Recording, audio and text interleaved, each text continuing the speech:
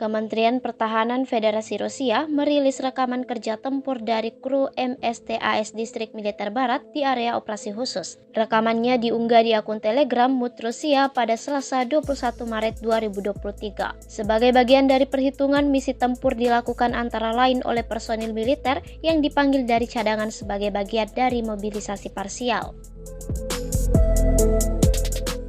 Menurut koordinat yang ditentukan, baterai artileri howitzer self-propelled 2S-19 MSTAS menghancurkan benteng peloton musuh yang diidentifikasi oleh unit pengintaian. Scott mengkonfirmasi kekalahan target, penembak melakukan misi tempur sepanjang waktu dan dalam cuaca apapun. Perhitungannya terkoordinasi, terfokus, dan ditujukan untuk kemenangan. Hari ke-390 Rusia melaporkan secara total 402 pesawat Ukraina dan 223 helikopter, 3.471 kendaraan udara tak berawak, 414 sistem rudal anti pesawat dieliminir sejak awal operasi khusus. Sementara dari kubu Kiev, Kementerian Pertahanan Ukraina merilis 700 tentara Rusia dieliminir dalam sehari terakhir.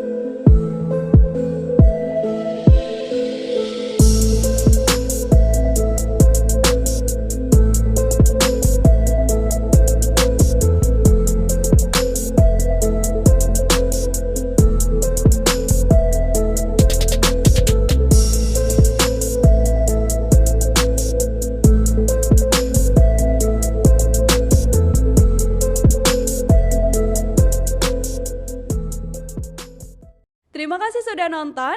Jangan lupa like, subscribe, dan share ya.